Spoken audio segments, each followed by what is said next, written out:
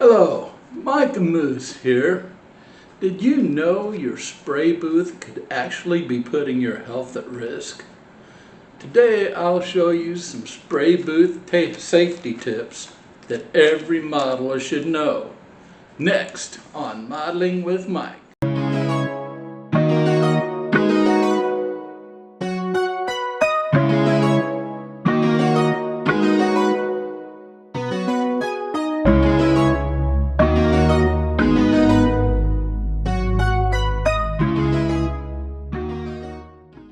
Hello, we're back at the spray booth, as you can see, and we're gonna tell you first of all why safety at the spray booth matters. Well, first of all, the spray booth is there to remove all the overspray, the particulates, the dust, and paint particles that can settle in your lungs and cause a multiple number of health problems. Among those, long-term exposure to paint fumes, dust, and paint particles can cause chronic respiratory diseases. It can cause nervous system damage. It can cause long-term liver and kidney damage. Solvents and resins can also cause some cancers. Now, let's talk about some common spray booth mistakes. Number one, not wearing one of these. This is a respiratory mask, or you can use an N95 mask if you don't have the money for this. But this whole mask here, plus a pair of goggles. I bought this last year at Christmas time for $15. There's no reason not to get one. Not wearing a mask is a big problem. Another spray booth mistake is using a booth without proper ventilation. You either have to have your hose going into a secondary filtration system like I have, or out the window. Incorrect filter setup, or not changing filters. Eventually your filter's going to get clogged.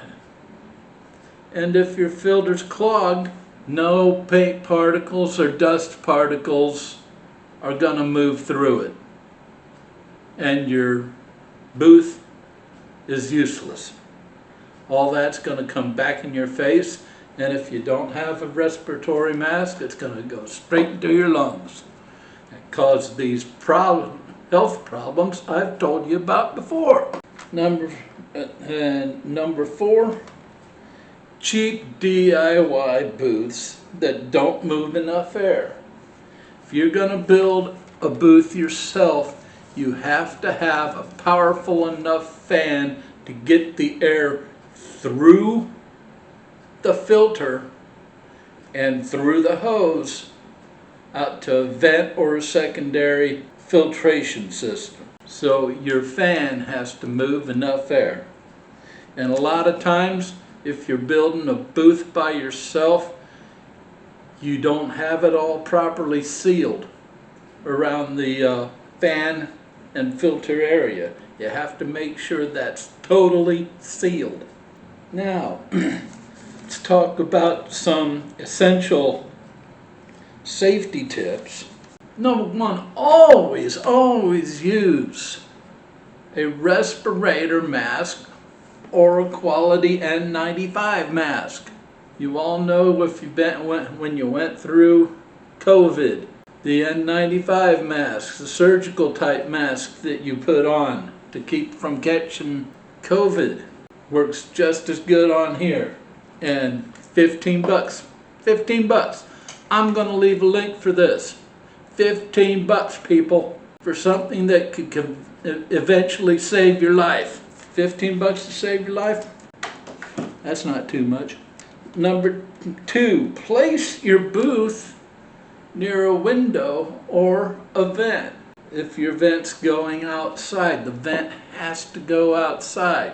If you're like I am, in an apartment building, you don't want to use a vent because you're just going to put that stuff all through the other apartments. And you're going to piss your fellow neighbors off and the apartment complex off, so don't do that. But you want it near a window so you can put your vent going outside. That is your best place to vent, is outside. Replace your filters regularly. As I said before, your filters are going to get clogged. They can only do their job so much for so long before they get clogged and they don't allow anything else to pass through. You have to change them before they get to that point. Don't spray near open flames or kitchen areas. Duh. If you don't have sense enough to understand that, you shouldn't be in the hobby. Straight and forward, or you shouldn't be spraying models. You should just be brush painting them.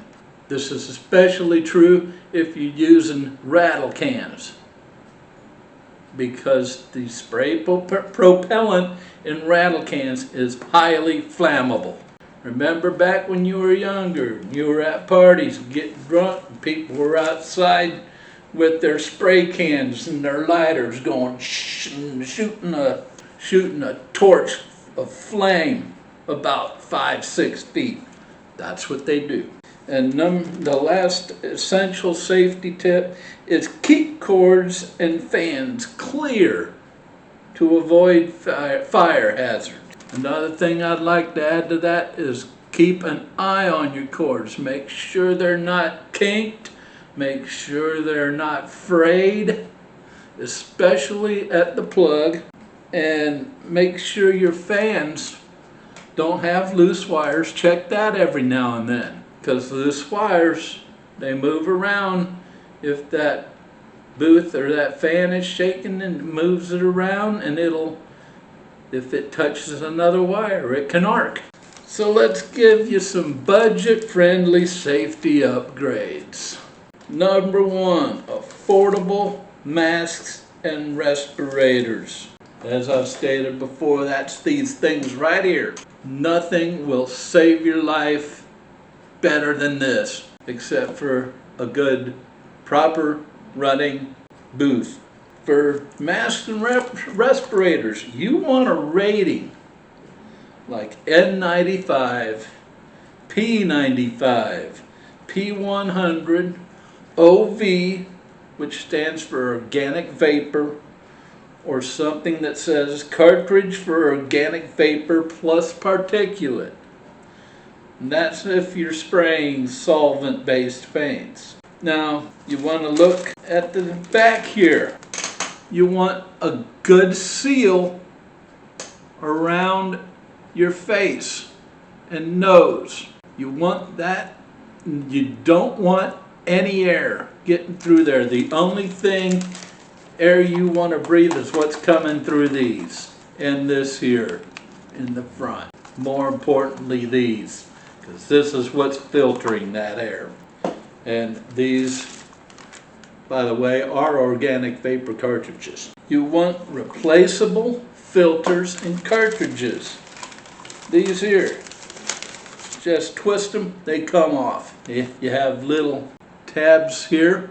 You have corresponding tabs there. You match them up. Make sure your straps out of the way. Match them up, and bam, it's back on. Alright, and you want a comfortable fit.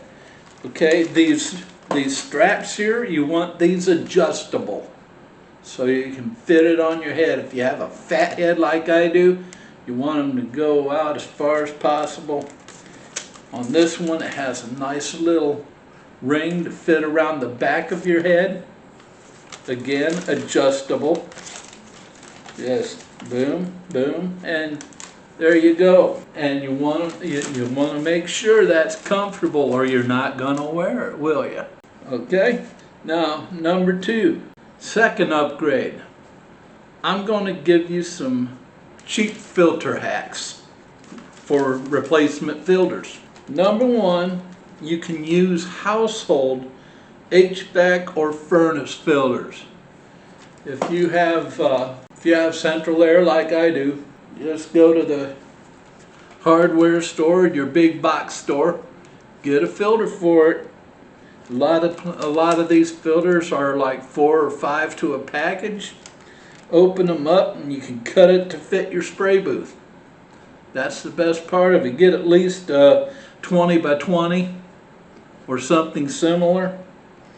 Cut it your spray booth and you go for MERV, M-E-R-V, MERV 7 to 9. And these things are strong enough to catch paint particles without choking off the airflow. Kitchen range hood filters. These are the filters that catch all the grease and stuff on your range hood. Those can be trimmed to size and they work well for paint mist. If they're catching grease and oil and all that steam and smoke, they're going to catch paint mist. And they have washable versions that can be reused, which makes it even more economical. Third one is cheap AC foam filter sheets. These are sold for window air conditioner units, and they usually work great as a pre-filter. And these also can be washed and reused, but if they're made for a window AC unit, well, they're going to be a little smaller, so one filter at a time might be all that can be used. Number 4 is a paint booth filter sandwich. You layer a thin, cheap foam filter sheet in front of a sturdier furnace filter. You make yourself a sandwich, you stick that in there. A lot of them, like this one I replaced today, 2 filters laminated together with the charcoal placed on top. The one I replaced it with is just the blue filter. These are just a sandwich, as I said. They're separated, not glued together. That way you can replace the foam filter more often, because the furnace filter doesn't have to be replaced that often. The foam filter does. The last hack is a DIY carbon layer upgrade. You can buy carbon filter pads, place them behind your particle filter, or you could just use the carbon filter alone. That's what I did. I got a whole sheet in my other storage room, whole sheet of carbon filter, that after this filter's done here, that's what I'm going to use. The last budget-friendly safety upgrade will be DIY safe ducting for windows. And there are 5 of these, and I will tell you how to do these. Number 1 is a dryer vent hose plus plywood insert. What you do, you take your window here, measure it out, you cut a piece of plywood to fit that frame. In the middle of the plywood, you cut out a hole just big enough for your hose to fit through, and secure it with the dryer vent flange. And then you could seal the edges with weather stripping or duct tape around the window frame. Number 2 is a foam board window insert. You're going to do the same thing as I just described. You're going to measure out your window frame. You're going to cut out a foam insert this time instead of wood. Cut that same hole in it to fit your vent hose through. And then you're going to seal it around the window frame with weather stripping or duct tape. And you're going to seal that hose in there with weather stripping or duct tape. Or you can use the dryer vent flange. Number 3 is a plastic storage lid hack. You take a lid from a plastic storage bin. If you need to, cut it down to the size to the window frame. Probably won't be, it depends on how big your window frame is, but it probably won't be tall enough so it's gonna fit somewhere in your window. And you're gonna cut it to window size and cut a hole for the duck toes as usual, and then tape it into place. Number 4 is a cardboard duct panel. This one you're gonna cut layers of cardboard to fit the window. You're gonna laminate them together, you're gonna glue them together, let them dry, cut a hole in the middle for the duck toes. You're gonna reinforce it with extra duct tape or a canning jar lid. You're gonna fit it in there and attach it to the window frame. Always attach it to the window frame with either duct tape or window stripping or weather stripping. And the last DIY ducting for windows is a window screen adapter. You remove your window screen, you cut a piece of thin plywood or foam board the size of the screen frame, then you cut a duct hole in the middle like everyone else, and you mount the duct and slide the whole panel into the screen slot. Okay, now you could do all those, and all these examples show you. I'm going to leave links for the respirators and masks, filter replacements, and then you can figure out the ducting yourself, or it doesn't have to be that expensive. Or you can do what I did and have a secondary filtration system.